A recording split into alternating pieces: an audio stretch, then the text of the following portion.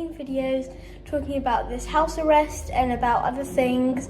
Remember to like, subscribe, turn on post notifications, and share this video for family and friends. Hope you have a good time watching my dad's videos. Bye. Well, thank you today for holding space with me, Charlie. It's great to connect with you.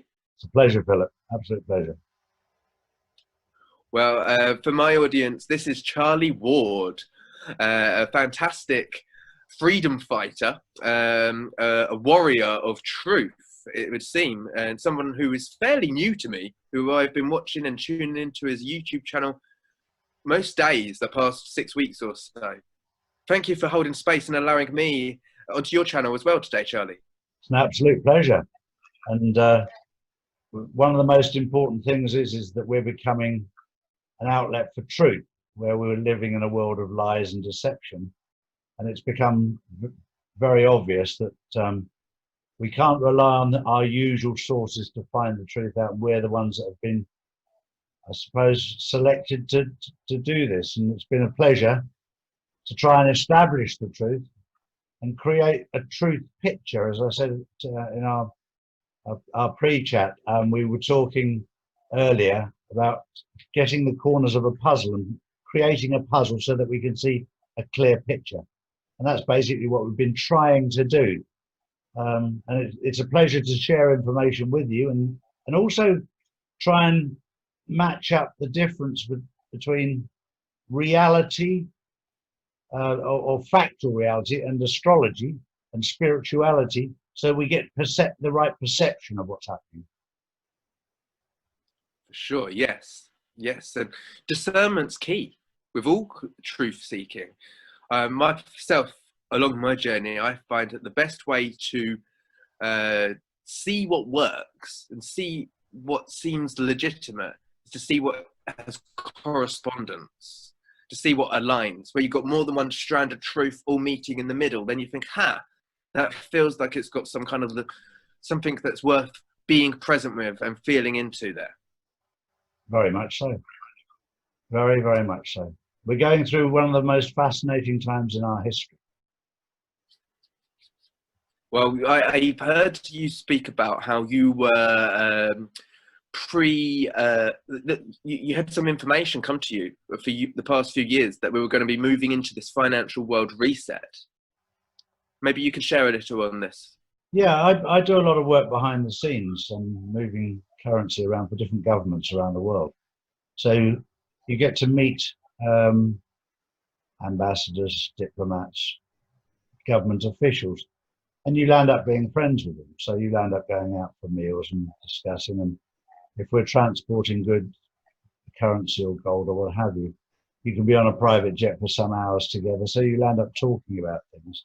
And I was made aware of this 6 years ago from a person in a very high position in the American establishment. And he told me 6 years ago they were going to shut down the world's economy for a global reset. And I was like, yeah, whatever. And then 2 years ago they said, right, we're just about there now. We've got Trump in power, so we're nearly ready to go. And then when I saw him again in December of last year, he said, we're going to do it this year. We're going to collapse the world's economy for this global financial reset. And I went, my first thought was, yeah, of course you are. Of course you are. And but there was something in the way he said it that made me think, do you know what? I can see this happening because the world's economy is in such a mess. It needed sorting out. And the one thing that was very obvious to me, you didn't need to be a rocket scientist to see that politicians have got absolutely no common sense when it comes to business. None at all. And then now you've got a businessman in charge of America and Russia, clever guys that know what they're doing. And that made a lot of sense to me, but I just didn't know how they were going to do it. So when the virus came along, obviously to start with, I was like, right, here we go. They shut it down with so much ease. And of course, the people, they believe the mainstream media, they believe everything they hear. And they forget quarantine, they were in house arrest immediately. And then we went into a state of emergency. And the funny thing was we went into this state of emergency 4 days after the World Health Organization had declassified COVID-19 as a dangerous virus, and it had gone back into the box as just like a normal cold. And that's when I think it became very clear to me to start doing my little morning chats as to the truth, because people were scared. Yeah, like I tell you that, Charlie, is for me witnessing the experience here in the UK. First and foremost, somebody said to me, "What's COVID?" I said, "Don't know, but it sounds like rubbish." And then I carried on for 2 weeks, didn't even look at it, 'cause I don't watch the news. And so it was actually that I got told off in the cafe I was being a sneaky boy, you know. I was just actually going to the cafe for a coffee, and I took a croissant from Marks and Spencer's in there with me. I didn't buy one of their snacks in the cafe. I took my own food in with me. And so they said, "You can't do that. That's like polluting. Like, we can't do that. That's very serious right now because of the virus." And I said, "I don't even know. Sorry, excuse me," you know. And I was a bit disheveled by it. But, you know, I took respect for them. I didn't want to, you know, I go to the cafe all the time. And so fair enough. But then I looked into it a bit more. My mum, who I live with, she was like, told me about it. And I was like, oh, goodness gracious. A week later, she was being told not to leave the house and getting texts in the morning from the government saying, "Don't open the windows. Don't open the windows." And then I realized that actually this is a very big manipulation system. I mean, I knew that about TV and stuff for a long time, but to have that happening in our personal house, that's invasion. Yeah. And so I saw you do the video along the journey, just where we're talking about this small section of it, like the COVID virus. And I get the public transport to the town, to the cafe. And so I get my bus ticket there. And firstly, they weren't accepting change. I got a few free bus rides. I thought, this isn't too bad. But then they closed down the cafe. I had to go to the petrol station, or for our American friends, the gas station. So because it's the only place left to get a decent coffee. And that was a real downslope. I like a nice coffee. So it was still better than nothing.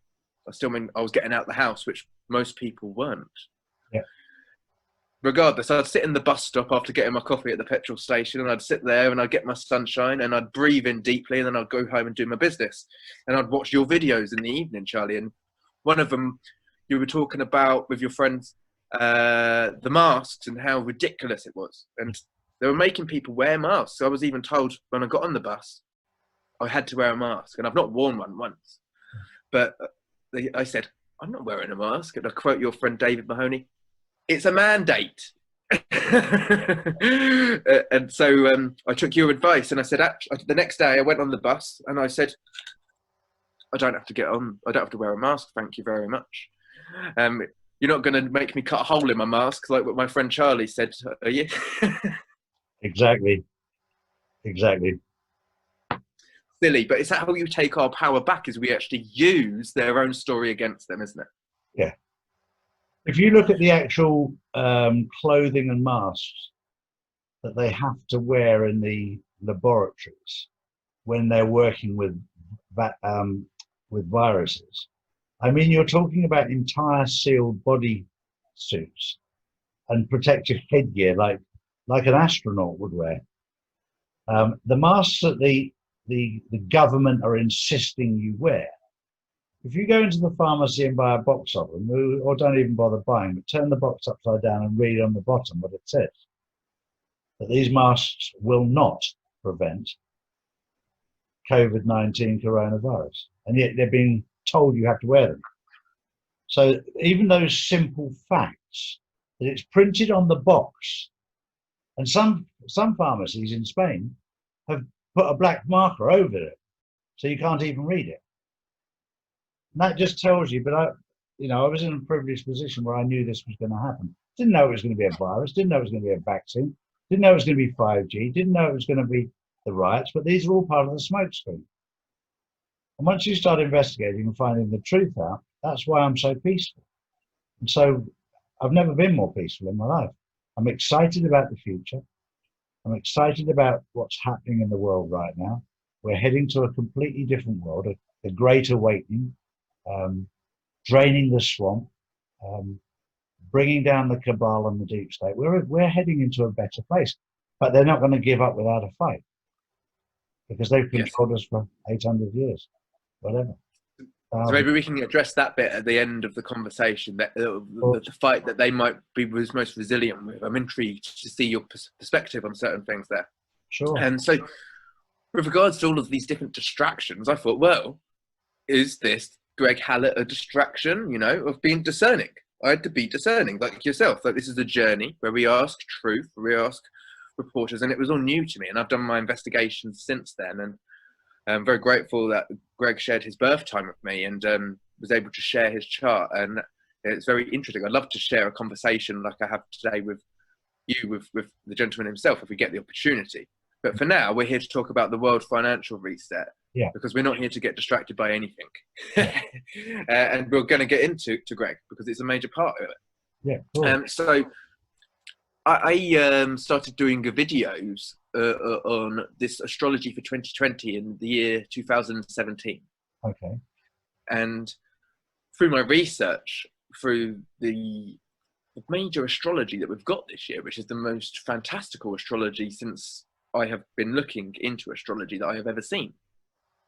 And I was like, I need to do some serious research here to find out what was going on the last time we had anything like this. Because astrology is about being a good historian as well. Okay. And history isn't always what they wrote it up to be. So you really do have to do research. Yeah. And so it was, I found out that this year is the first time that we've had Pluto, which has been in Capricorn since 2008, Saturn, which is Kronos, the ruler of time. Saturn's the farthest planet that we can see with our naked eye before you have to use a telescope and see beyond. And so it's about our rules, our regulations, our boundaries, and it actually is the ruling planet of Capricorn, which is our governmental structures, our financial system, our education system, our health system. And on a personal note, it's our levels of carrying things in from our family, like certain traditions, hand-me-downs, even our bloodline, in a sense, can be certain emotional traditions, like and certain traits that can hand me down. So we're having a big clear out this year of all of this stuff, whether it's the education system that doesn't really inform us. Well, it tells us those of information which just keeps us in a box. Mm-hmm. Whether it's the pharmaceutical business being keyword because it's the business for making money, not for making health. Yeah. Or the governmental structures which are more seemingly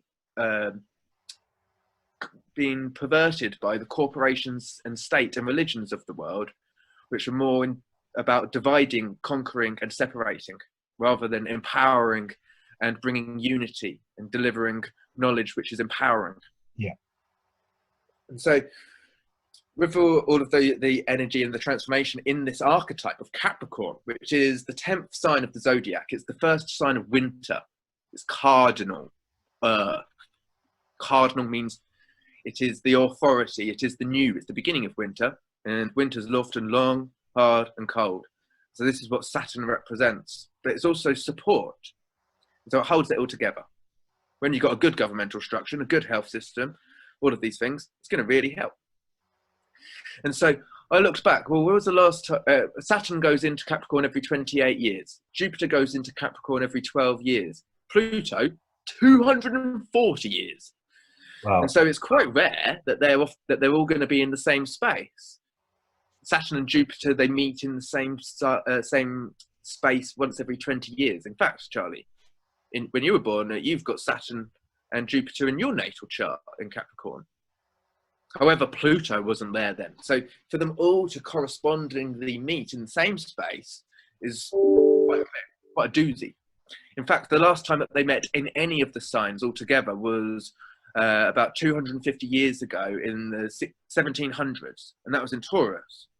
But the last time that they met in Capricorn, which is the ruler of all of these structures, was in the year 1284, 735 years ago. Wow. That's free. Yeah, that is wow, isn't it? Jeez. Yeah. That's 3 Pluto cycles. That's 240, 240, 240. So that's 3 Pluto cycles. And obviously there's a bit of maths there, which is mixing it up. But that I looked into 1284. I was like, okay, well, what happened in 1284, or at least in that century? And us in the way of the way we do the world, us weird historians, we call the year 1284 in that whole century the 1300s, just to be extra difficult. And and so I looked up, and it was like in Germany they had the Pied Piper of Hamelin, which was a myth or a storyline about this this mythology of a deity going into the city and playing a pipe and driving out the rats, or another retelling it drove out the children because the Pied Piper was a paedophile. And so I see this as a bit like an allegory or a story, and really what they're driving out is consciousness, because it's actually the same story. That story is the same story as St. Patrick. St. Patrick came along, and on his pipe, he drove the snakes out of Ireland. Stories get retold and retold, Charlie. And every time they get a bit more weak. I mean, I can retell it now, and it's not as good as when they first come out, I'll tell you that. Yeah. But the same story is the creation myth of Venus itself. Venus was born in this story, and it was Mama Gaia, Earth, that said to her partner, which is also her son, Saturn, Kronos. Yeah. Kronos, please can you cut off the testicles of Uranus, your father? Uranus is the sky god. And so the elusive one, Earth, Mother Earth, Maria, whatever name you want to give her, said to Saturn, will you do this? And Saturn said, of course, I've got no issues of cutting off the testicles of Uranus, my pleasure. And he went up to his old man, cut off the balls, threw them into the ocean, or the collective unconscious. And then there was a foamy mess, as you'd imagine. And out came from the mess the most beautiful thing you could ever see. Aphrodite, the goddess of beauty, all things nice, sugar and spice. And this was Venus, the creation story.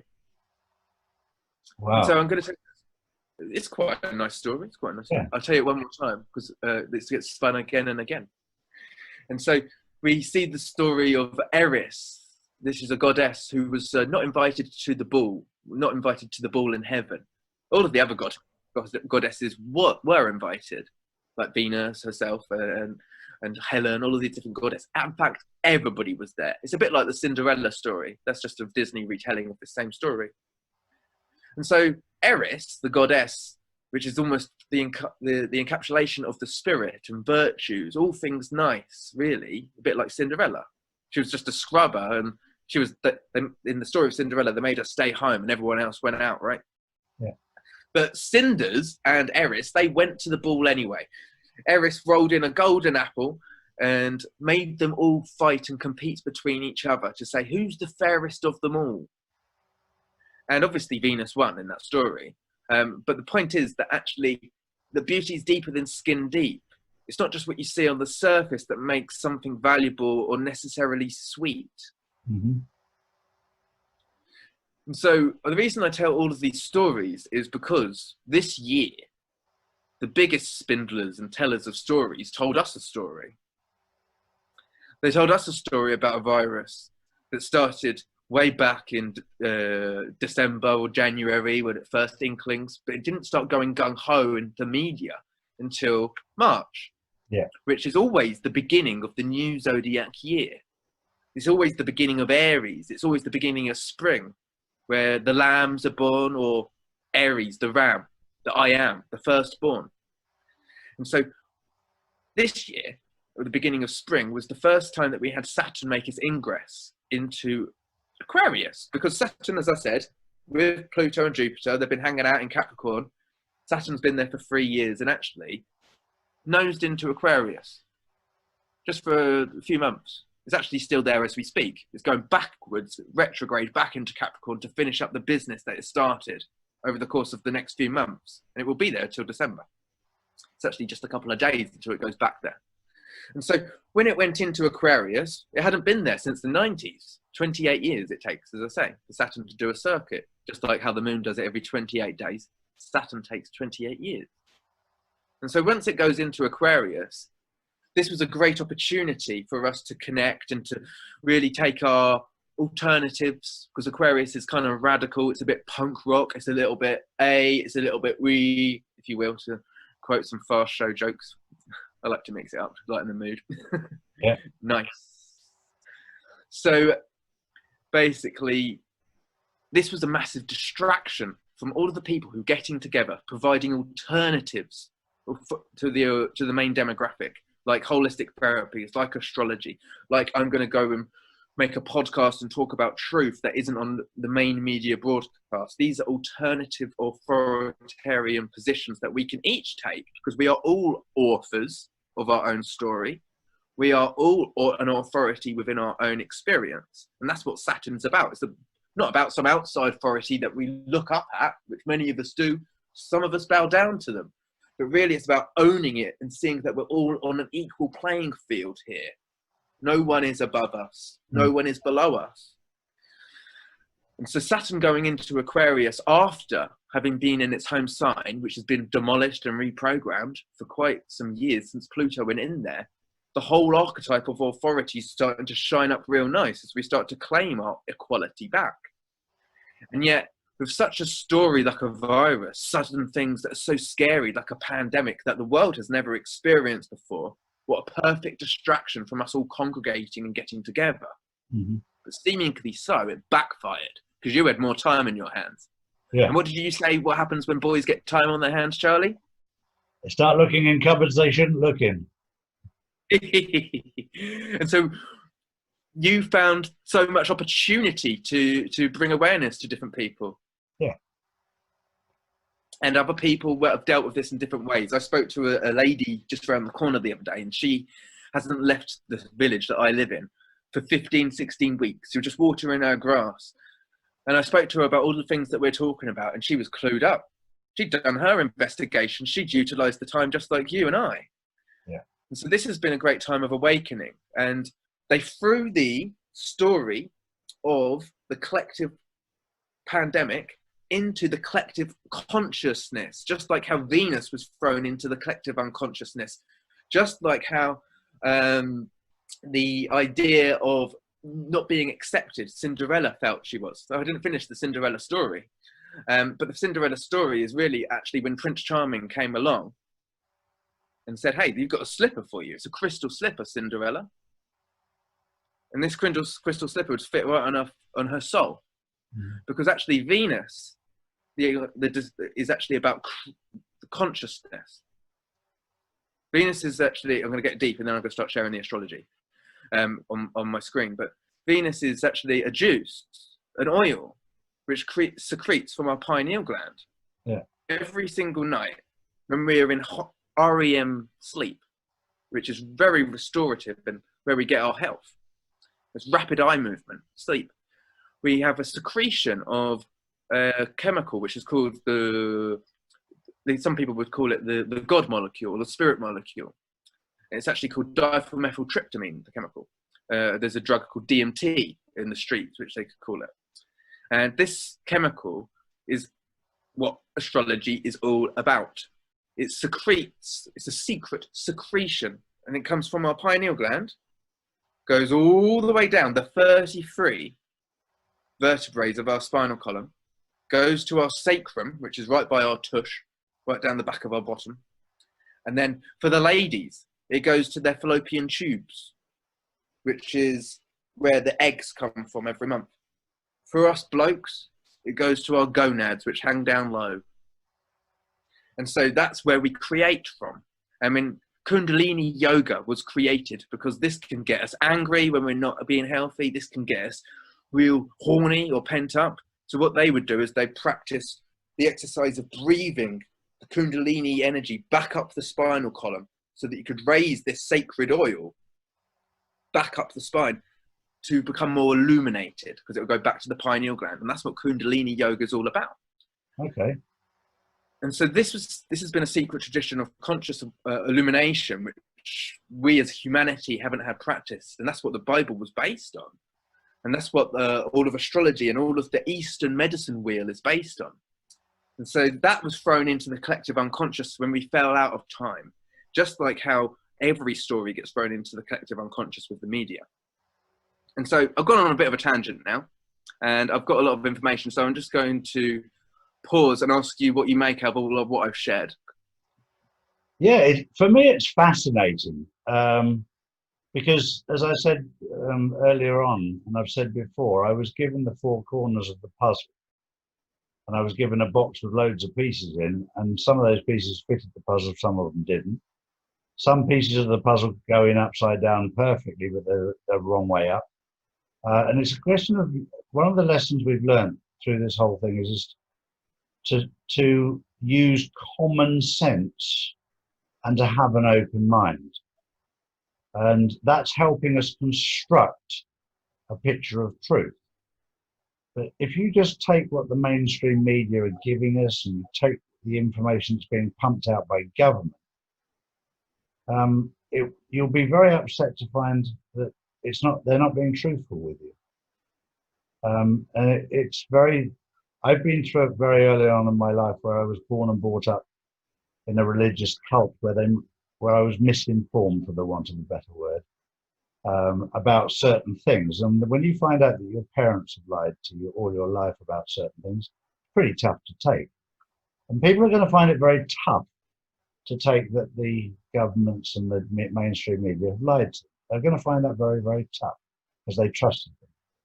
And it becomes very important when we're trying to establish truth that we need to understand numerology, symbology, and astrology to establish truth. Because you need to have certain points and bearing points to find out. And I use the example of the Mediterranean outside many times. It looks very different from here than it does from the bottom, but it's the same body of water, but a different perspective. And it's important that you look at every perspective. Sorry, I'm tongue-tied there. Every perspective, so that you can get a true picture of what is actually going on.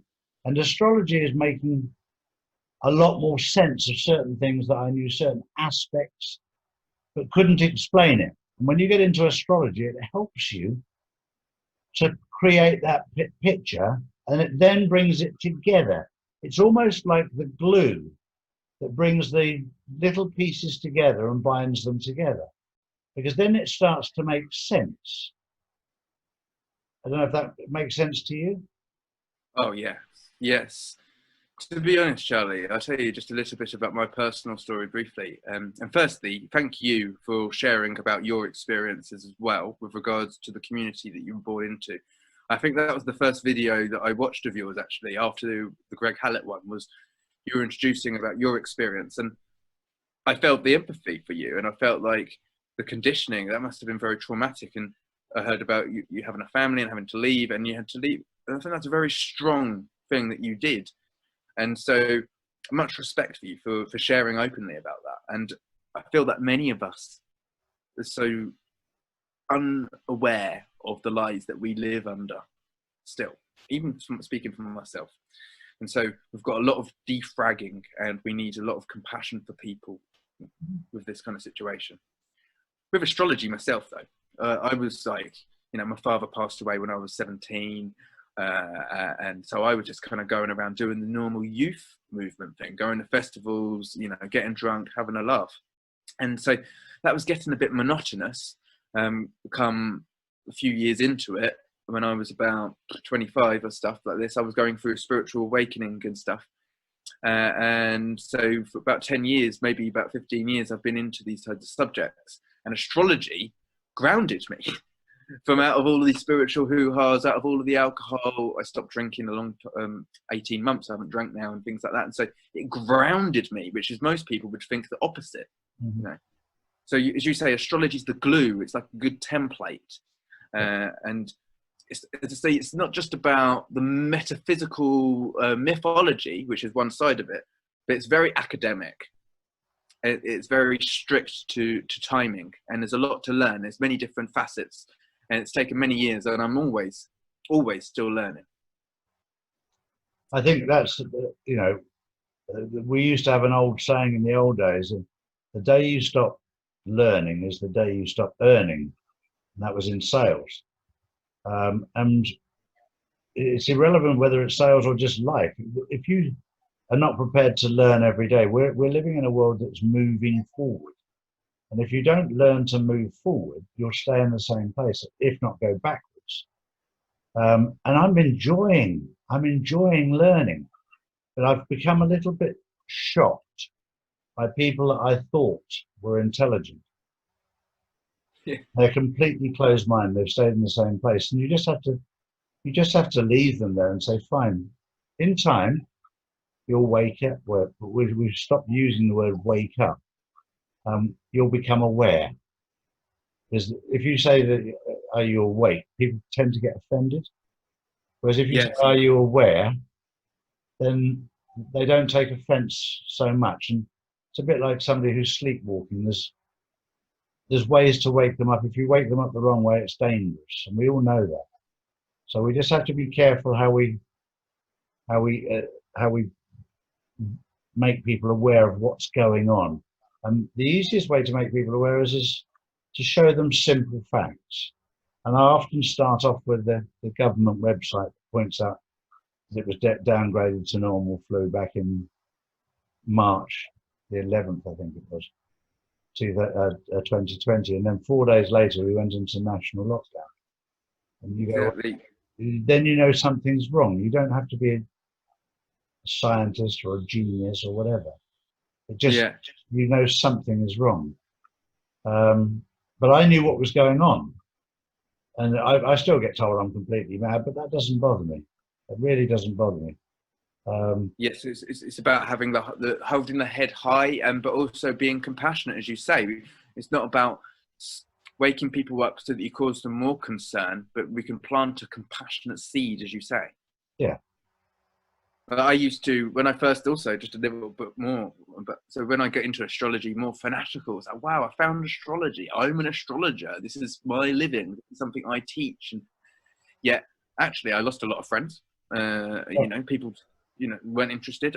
I would go to the cafes and I'd try and say, hi, do you know what's going on today? And then basically, as soon as, after a while, they'd have my food prepared for me. As soon as I turned up, they don't want a conversation about astrology. Yeah. So I've learned not to do that. I just say, hey, how's it going? You having a good day? And talk about other things. Yeah, exactly right. No, exactly right. It's all a journey. Yeah, it is. It's fascinating.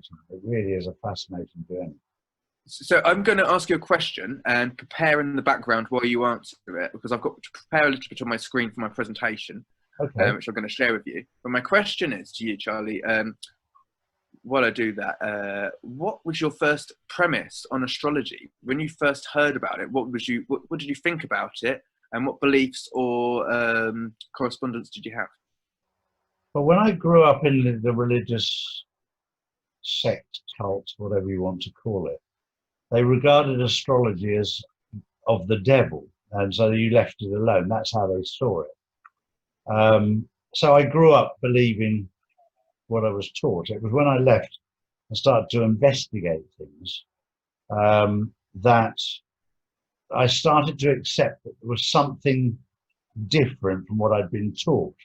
But I had other things that I was looking into first. And then many years later, my first sort of interaction with astrology properly was when I lost my son. And I went into a very dark place. And I wanted to understand the spiritual side.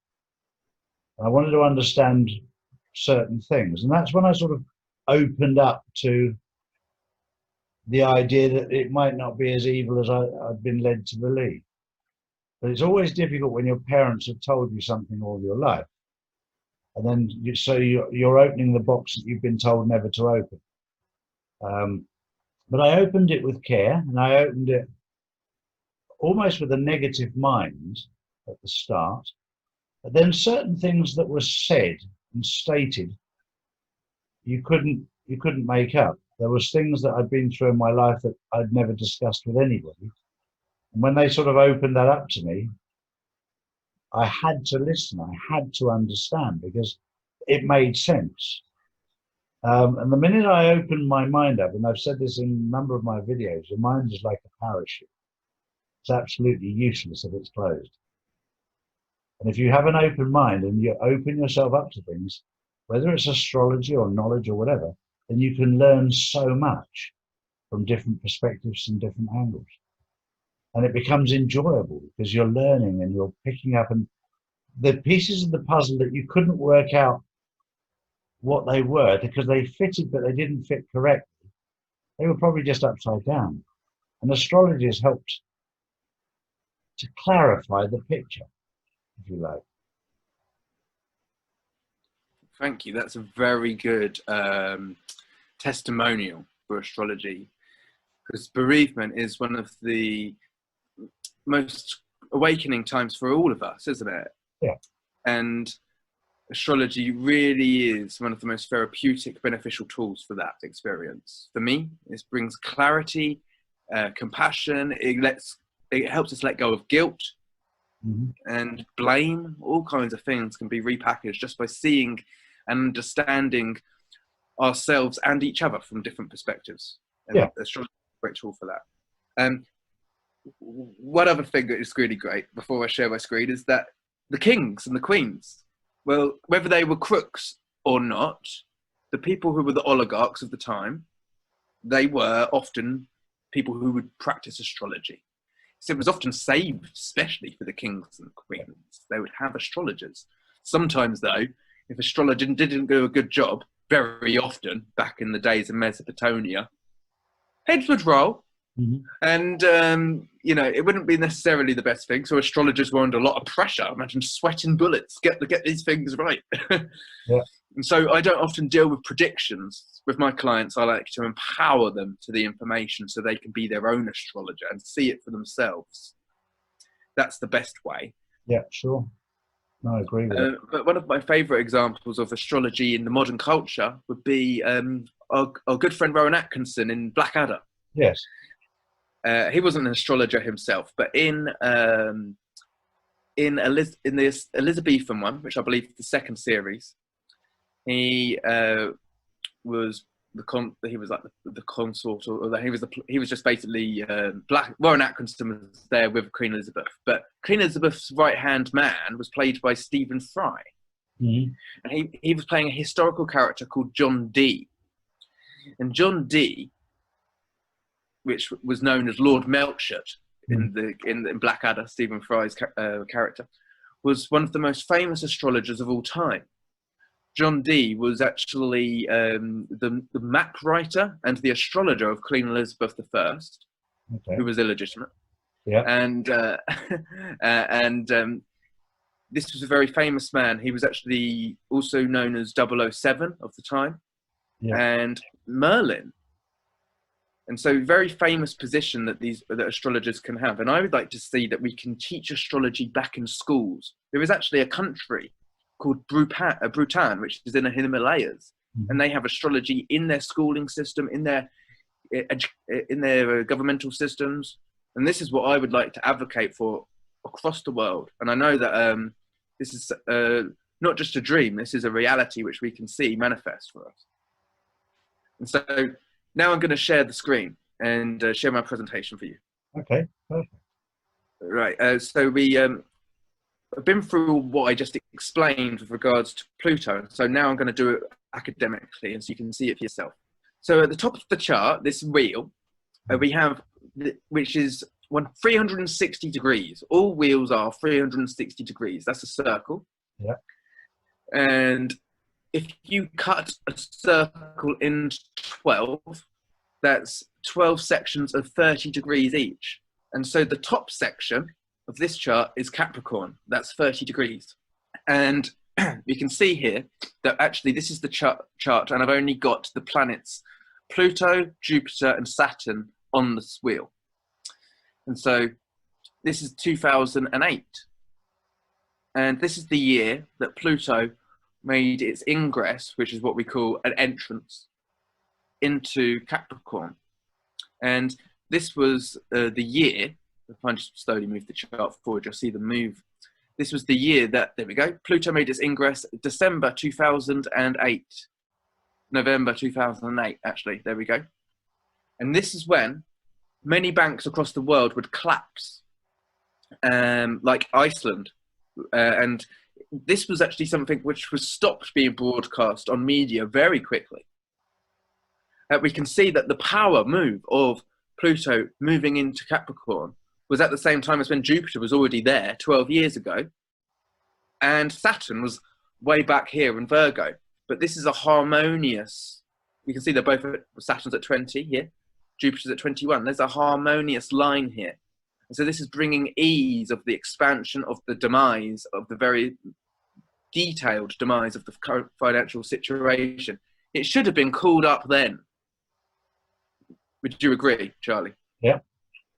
It should have been stopped then. We could have had a bankruptcy. We could have actually had a financial world reset then, and it would have been very healthy. Mm-hmm. So it didn't happen, but as we mentioned, Jupiter takes 12 years to go around the sky. So what we're going to see as I progress this is that actually through the course of the 12 years that would go on since then, Pluto would just march on through, destroying things one by one. And we'd see things that weren't working in the world come up for us through these years. If I was going to do a real detailed one, we could go through all of the different things. That would take a bit of research and list making from me. But it's a possibility that can be done. And so there's all these different things that would go on with regards to connections and aspects. And they would have been digging up the unseen things like, you know, Pizzagate, like the cabal and the connections with the paedophile ring, like all of the different things that have gone on with regards to money laundering and such and such. Mm-hmm. And so eventually 2017 rolls along and Saturn returns home to its home sign. As I say, Saturn does this every 28 years. Saturn's the farthest thing we can see with our naked eye, 28 years to do a cycle. The moon is the nearest thing, the nearest satellite that we can see with our naked eye, or luminary as we call them. And that takes 28 days to do a loop. It's very, very serendipitous, that. Regardless, it would be that in, I think it's December, we shall see, that Saturn in 2017 actually made its ingress into Capricorn. As you've seen, Pluto had made such a lot of progress, gone 18 degrees into it by this point. And Jupiter's not far behind. It took 10 years to get to this point. So Pluto had been at it for 10 years before Saturn comes in. So if you look at something like this, if Pluto's coming in as death, which is what it represents, or the destroyer, the transmutation is a nicer word, transformation. But if something's going to come and collapse certain things, something needs to come along and fix them, rectify them, give them a new structure, formulate them. And that's what Saturn's job is. And so whatever had been brought down to the ground has now been set up to be given some kind of template, shape and form, so that it's not just left there barren. You know what I'm saying? Yeah. And so Saturn had been doing this, or trying to do this, and not making a very good job of it since 2017. But we also, in our personal lives, would have experienced that we were coming up with alternatives. You and I, we were coming with ways to structure and to suit and boot ourselves. Wherever Capricorn falls in our lives, we had things come to fall into disarray, and so we were good at giving them a new lick of paint. And so this is what I've been experiencing, and I think you also, Charlie, and maybe everybody. Yeah.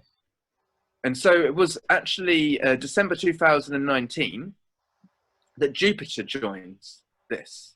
And I'll go back a little bit for the weeks here, and so we can see that happen.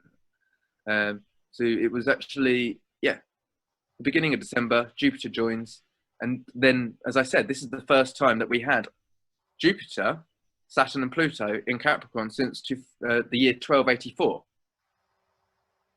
And that's a big deal. I'm going to show you what happened in 1284. But first of all, we had an eclipse on Boxing Day or Christmas Day, depending on where you were, in 2019. And this is a really big deal. This is a big, big deal. And so to show you that, I'm going to put the rest of the planets back on the chart. I wanted to just get all of the information off so it was very clear what we're dealing with here. And so, Jupiter's quite a long way away, by the way. And they're all going to come close together, and you're going to see the current sky in just a moment. So let me just change my screen up a little bit so you can see a little bit more of what's going on.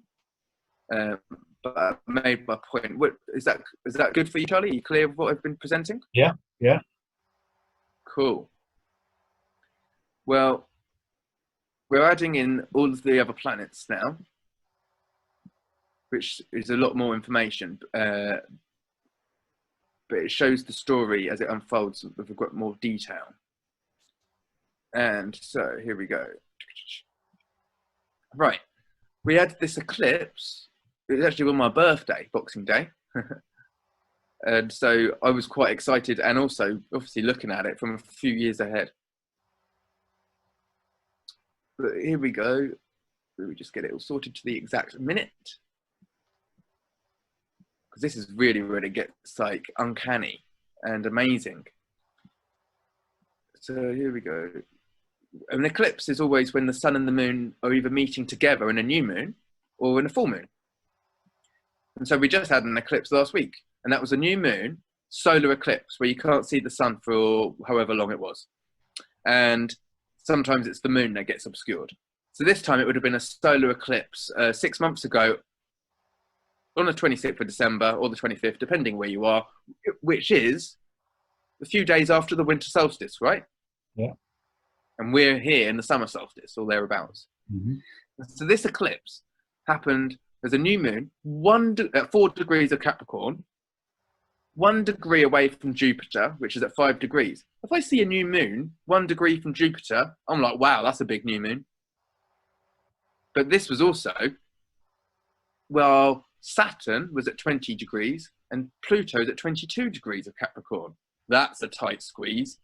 And so I knew this was a big whopping eclipse going on. And I knew that on the 12th of January, we were going to have the conjunction, which is when 2 planets come together, of Saturn and Jupiter.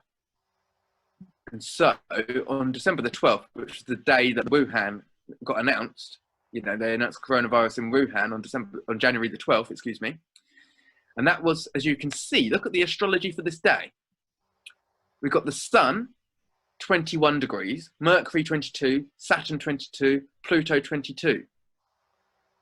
Pluto's hidden stuff, pork pies, filthy, disgusting lies going on in the back room where you can't quite see them. And this is authority. So there's filthy lies going on in the back room of the authorities of the world structures, if you will. That's one way to denounce it. I'm being quite venomous there. Let's change it another way. There's a metamorphosis and a change within the structures of the world, you know.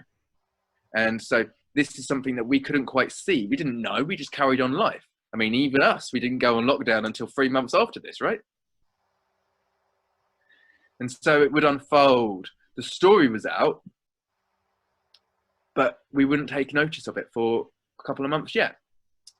And so we'll just move the chart forward to March, and we shall see that when the sun, which is here, the last degree of Pisces, which is the end of a year in astrology and the beginning of a new year. That's the beginning when, on March the 20th. We often celebrate the equinox then, right? Equal days, 12 hours a day, 12 hours a night. Mm-hmm. So 2 days after that is when Saturn made its ingress into Aquarius. We see what's going on in Capricorn here. Jupiter's caught up to where that 22 degrees was, expanding and broadening this bullshit across the world. Mars is coming in, detonate, action. It's conjunct Pluto and Jupiter. Oh my God, we've got a pandemic and it's worldwide. That's what that is. And Mars is the ruling planet of Aries, which is the beginning. And so Mars, the sun's gone into Mars's sign. This is the sun's favorite position. Mars's favorite position is to be in Capricorn. The word's exalted. And Saturn has just made its ingress into Capricorn, which is a very promising new beginning for anybody who wants to take advantage of it if they're not too distracted by all the other things that are going on. Something stinks, doesn't it? Doesn't it just? So that is really what happened with us then. And I thought that's very poignant and important. So what we're going to do is we're going to take a time travel journey now back to the years 1284 just to see this, the alignment, and then we're going to come back to the modern day. Okay? And so that eclipse which we had was a new moon eclipse. Yeah. But 735 years ago, let me just get this chart presentable the way I want it. It's almost there. 735 years ago, we had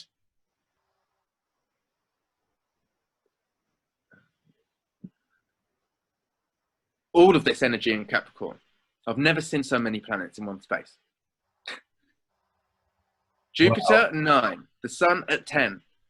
So again, Jupiter's 1 degree away from the Sun in this eclipse, just like the one we had this past year, 6 months ago. But also we had Mars, as I said, it's his favourite place in Capricorn. Also Venus, retrograde, as well as Pluto and Saturn together, like they were on the Wuhan day, but at different degrees. They're at 26 degrees. And Mercury's right there as well. But this was a full moon. And it's got different part of the node. The eclipses are created not by the sun and moon, but the nodal axis, which are Rahu and Ketu, which are these horseshoes, which I've just added on. And so this horseshoe, which was not displayed on the last chart, which is my error, is a petition of growth. It's where we've least ventured. It's called Rahu, the North Node, the head of the dragon. It's insatiable for just eating and eating and eating because it's a head with no body. I don't know if you ever watched the Casper, the Friendly Ghost movie, and then they had the uncle, Fatso, and he could eat as much cake as he wants. It's a bit like that. Okay. Opposite is Ketu, the South Node, which is no head, which means it's an embodiment of wisdom, but it can't see itself. And so with the moon here, in a full moon, every full moon is about releasing. The moon's in its home sign of Cancer. And so what we were releasing here is power to the people. Yeah. The knowledge of emotional well-being. Money, which is also ruled by the moon. And also Uranus is here. So money for the community, money that's spread equally. I mean, not to say that before 1284 was a beautiful, beautiful, perfect world, but I feel like it was actually a lot less tighter squeeze than it was before this energy.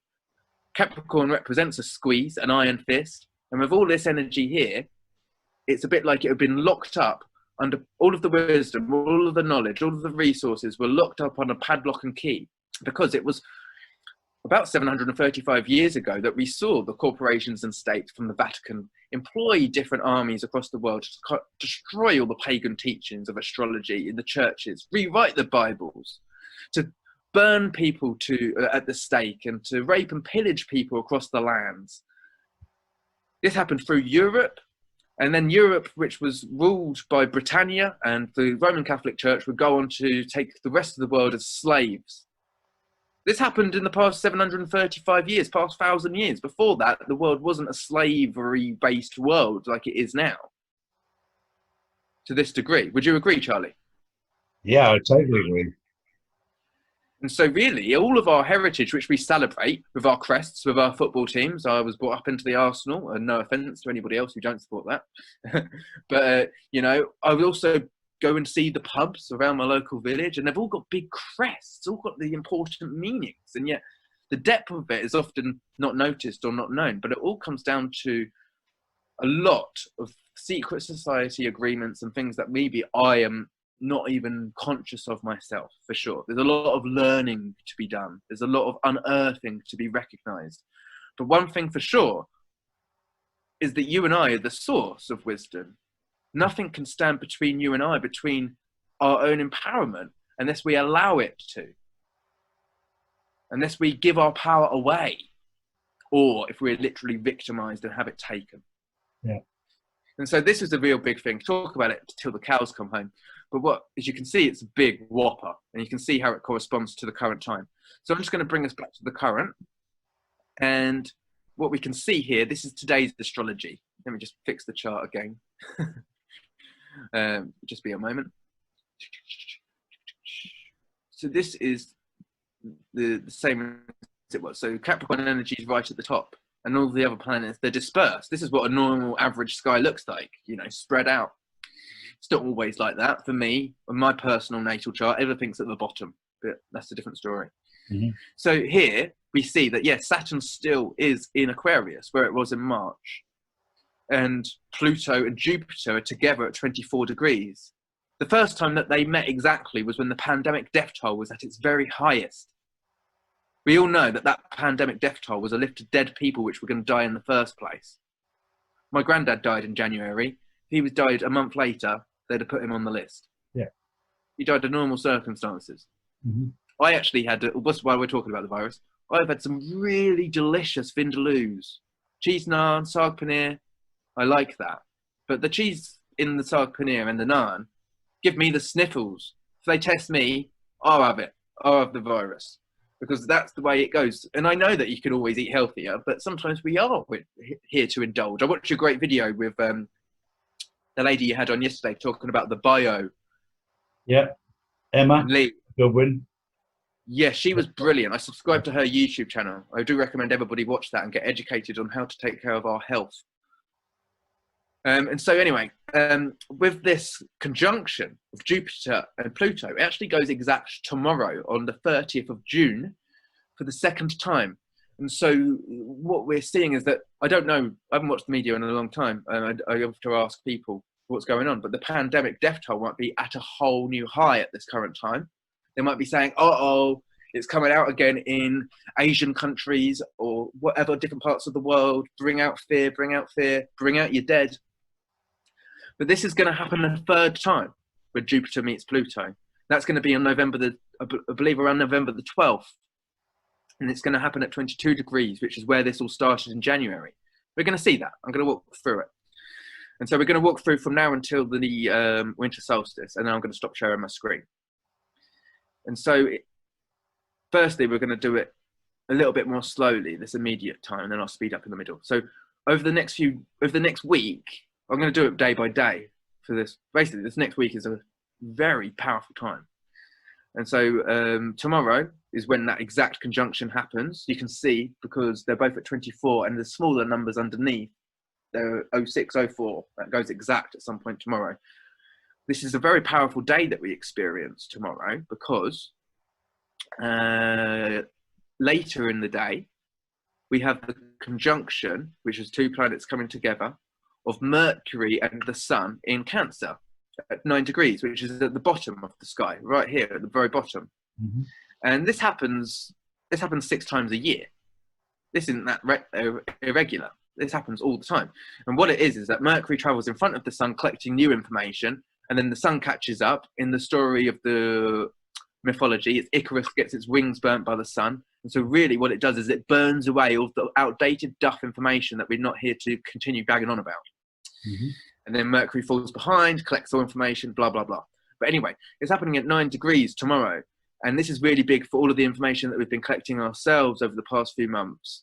And how we're actually now seeing that people are going to take notice of, especially the documentary which you've helped facilitate, and all the information that we've been presenting along the way, as well as the media. And people tune into their own thoughts, how we speak to themselves, how we bring ourselves into comfort and ease, because it's in the emotional sign of Cancer, which means that I am supporting myself emotionally now, all of these types of things. But because it's in a sextile, which is a 60-degree angle to Uranus, which is in Venus's sign of Taurus, which is the paradigm shatterer, break me out, break me free. The moon is in Scorpio, directly opposite at the same time. This is very serendipitous to be happening the same day as we have the second conjunction of Jupiter and Pluto exactly. And so this could be an interesting day for the media. Maybe keep one ear to the ground, but one ear to your heart. That's all I say. And so we move on into the week, because that's quite big. That's tomorrow. We move on to the week, and we see that Mars, which has just made its ingress into its home sign of Aries and shall be there till January. Mars normally only spends 5 weeks in a sign, but it's going to be there till January the 6th. And Mars in its home sign of the warrior Aries is action, maybe lots of rioting, which is a lower vibration, but in a higher vibration, it's I'm going to stand for what I stand for in non-violence, as a courageous advocate of the change that I wish to see, as a warrior of love.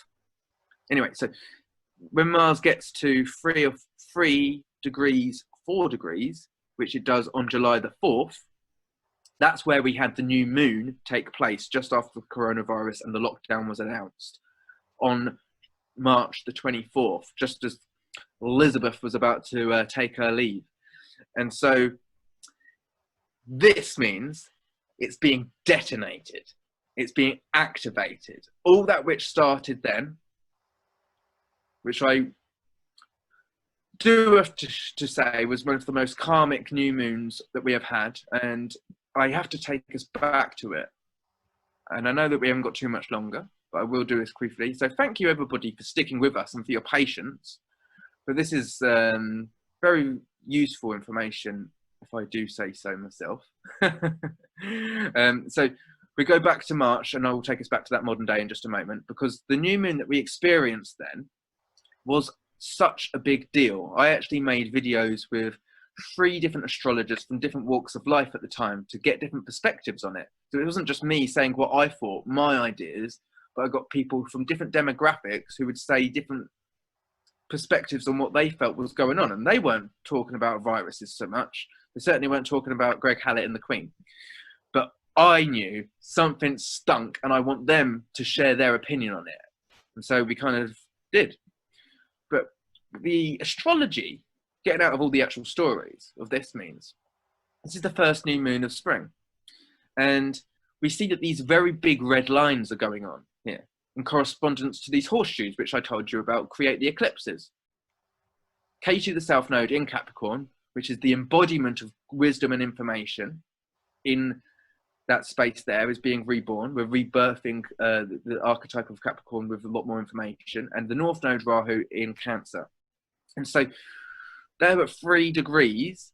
And if we count, as I said, each sign's 30 degrees. If we count 1 sign, 2 signs, 3 signs, and see that these guys, the moon and the sun, are at 4 degrees, that's almost a 90-degree angle. In fact, it's 89 degrees. And so 90 degrees is obviously a Masonic thing, but it's about action. It's about change. In fact, it's the same, 90 degrees is the same energy as Aries. It's the same energy as Mars. Here's a good way of why I always explain this. I don't know if you've ever been fishing, Charlie. Yep. I've not myself, but I know that most fishermen will sit on a triangular chair. Yeah. Because triangle's a stronger shape, and it will sit there in the mud all day without collapsing. That's correct.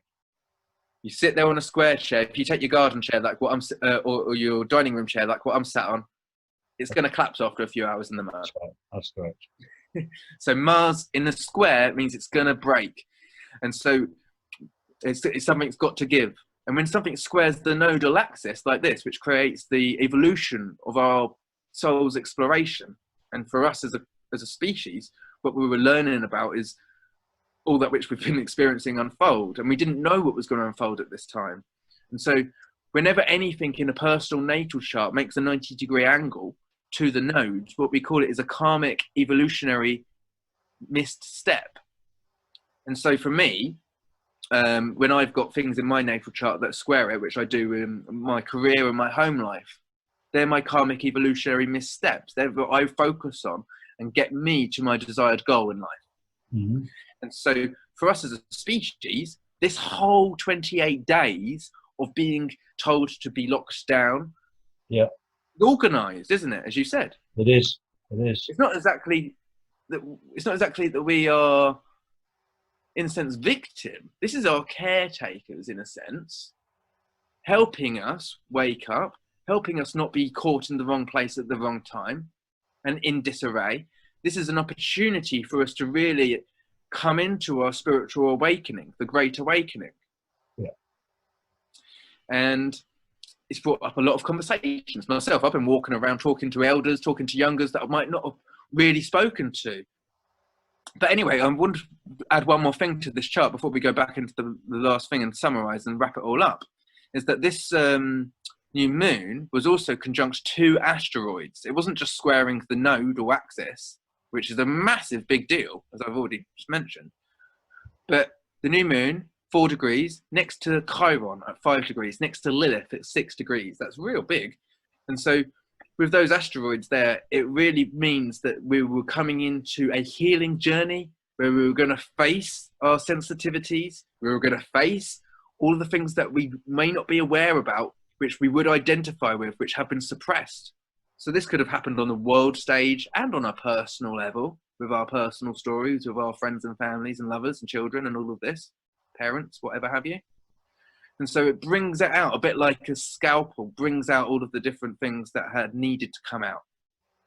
And so basically, now we go back to the current day and see that Mars is swinging around to that 4 degrees. It's activating all of the stuff which would have been brought up. And we're like, hey, I'm angry. I see it now. Or I'm courageous. I see this is worth acting on now. Wow. I'm coming into my own empowerment.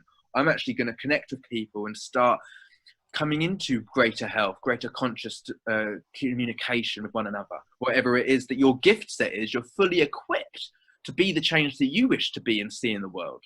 That's my message. And so, moving forward really swiftly, we're going to see that actually we have a second lunar cycle. I'm going to do it a little bit more slowly than that. Second lunar cycle in Cancer. We don't normally, actually, I went a bit fast. I got a bit excited. So we're going to have the third eclipse that we've had this summer, and that's happening. I'll be making a special video about this in the coming days. It's happening on July the 5th, the day after that Mars reaches that point, and that's happening at 13 degrees of Capricorn here. And it's a full moon, and so we're releasing the old need to be pushed around by authority. But we also see that Saturn has gone back. Excuse me, I did miss it. Saturn goes back into Capricorn. That's like going on tomorrow. Yeah, that goes on tomorrow. And so that happens before Mars catches up. So basically, you can see that Jupiter, Pluto, and Capricorn are all within 7 degrees at the time of this partial lunar eclipse in Capricorn. That's a big deal. And so we're releasing the old structures, we're seeing it for what it is, and we're still cultivating change.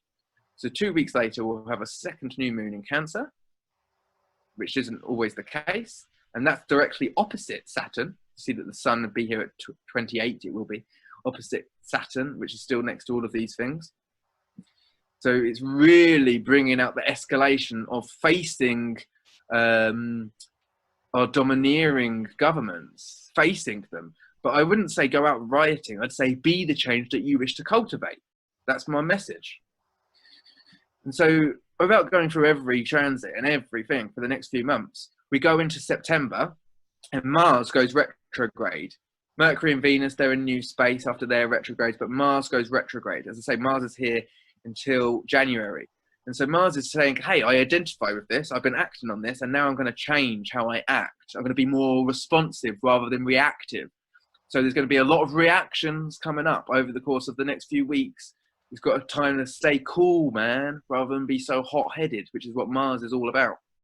So we're going to be tested, and I'm sure a lot of us will get frustrated, angry, and even our sexual libidos can be coming up as well for tests as well. There's lots of different things that we can be tested in different areas of our lives in the coming weeks. We might see where other people are being outed for being a bit too heavy with their anger, a bit too heavy with their libido. Obviously, that's a massive thing with regards to the Pizzagate and all the different arrests that we've seen going on. But because Mars is making such tough 90-degree angles to all of that stuff at the end of Capricorn, it's like bringing it out, bringing it out. Oh my goodness gracious. Mars is going to go back to 15 degrees of Capricorn, while these guys in Capricorn all start to move forward and gather together at the end. As we go through October and November, they get tight as a whistle. Mars will go forward over the same space. And basically, we've got to the point now where it gets very exciting, and my presentation's almost done. And that is that, yeah, each of the lunar cycles are very fantastically important.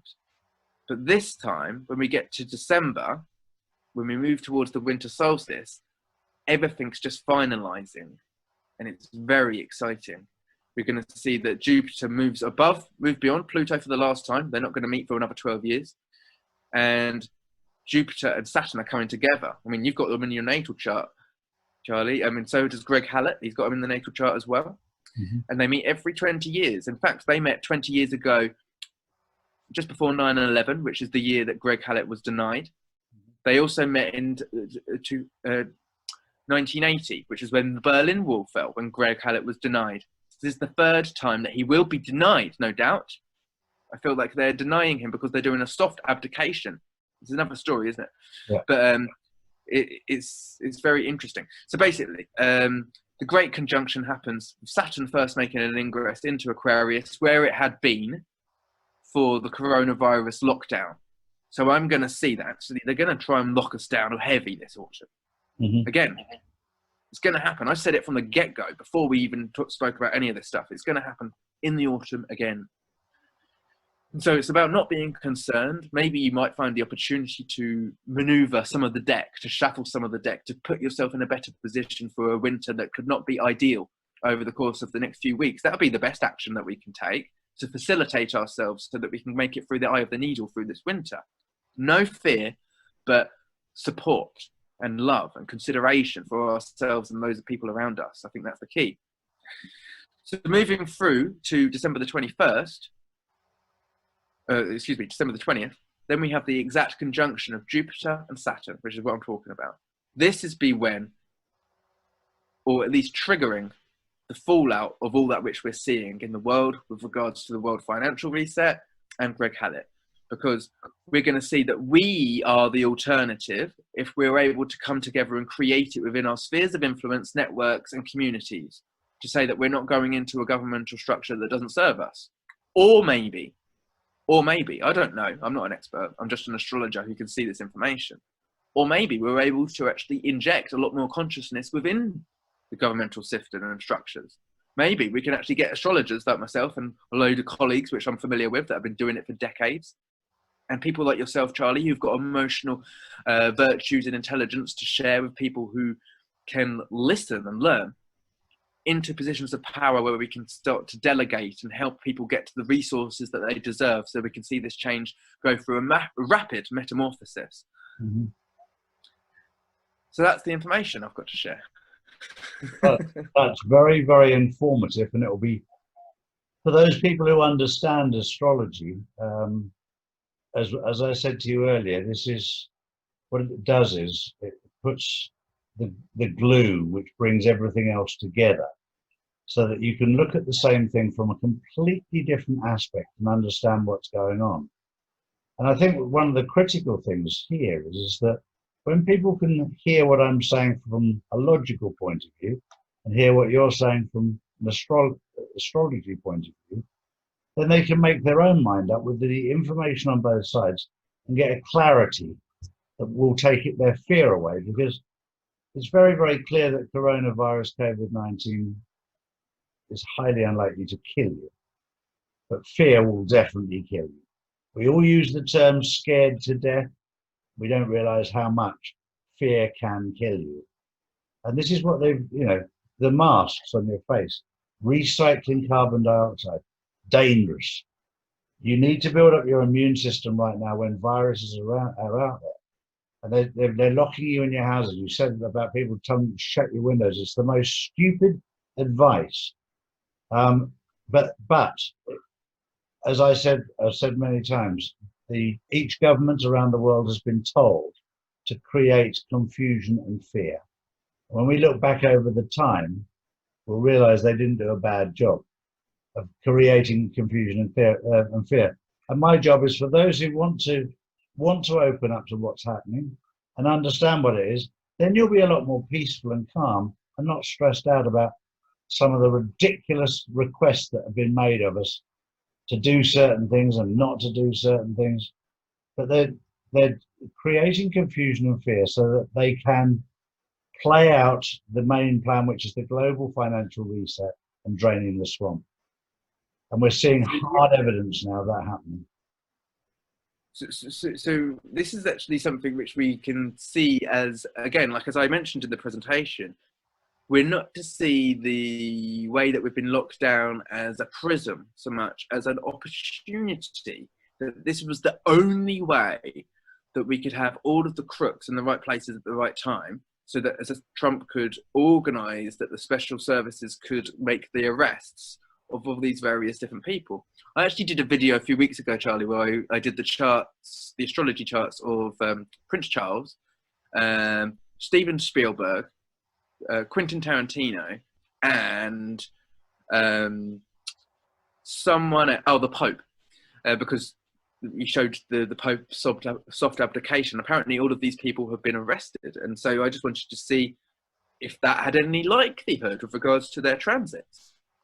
I also saw Greg talk about Ian Fleming in a video, and Ian Fleming being such a special media operative and basically working in secret intelligence, very, very high up, can't get much higher. And all of the books he wrote about 007 James Bond were more of a release of information. Mm-hmm. And really, the highest vibrational octave, not to go too crazy, is that actually we're all spiritual beings having a physical vibrational experience. Sure. And so we're all remembering that we are the super intelligent beings. Mm. And this declassification is a continued process for us to generally take easy. Yeah. And that's the kind of being a bit guarded there with regards to saying, actually, if we look at extraterrestrial, the word, yeah, we just say it. It means beyond the terrestrial. Yeah. Terrestrial means physical, or Earth is known as terra firma. Yeah. And so fixed and stationary, it's just really reliable, this Earth or this atmosphere. But it's nothing to be scared of. It's actually a very nurturing. That's why they call it Mother Earth. Yeah. And so a spiritual being manifest into the physical is actually coming from outside into physical. And so we're all extraterrestrial. Yeah. We're all pretty spiritual, beautiful beings. You especially, Charlie. I'm really enjoying your presentations and your contributions. And I'm really excited that you managed to be so generous with your time with me today.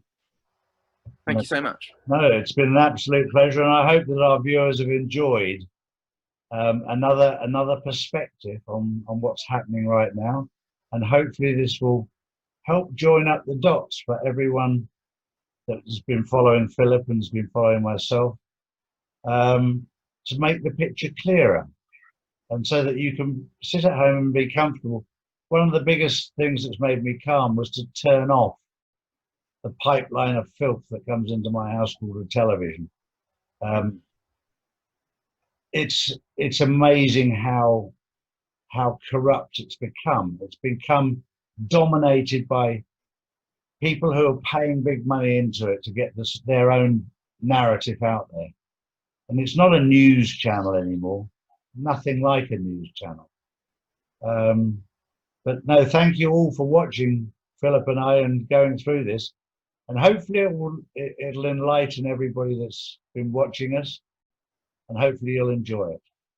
Yes, well, I shared a lot of information there, Charlie. And I like to be a bit playful with these things because it can get a bit serious. Yeah. And whenever we focus on things that make a bit serious, they become our story. Yeah. And our story ain't so serious. It can be a drama when we get caught up into this. Sure. And that, because these are the two hemispheres of the brain, and it rattles from left to right. It makes us feel inferior when we're just thinking about all the information.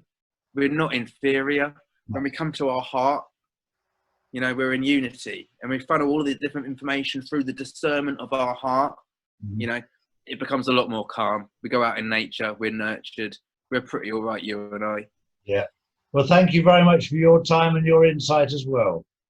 It's a pleasure and an honor. If anybody wants to check out my YouTube channel, it is Unifying Perspectives. I'm sure you'll link it below, as will I link yours. And I do encourage people to subscribe to you as well, Charlie. Yep, very much so. I'll add that into the video as well, very much so. But thank you very much.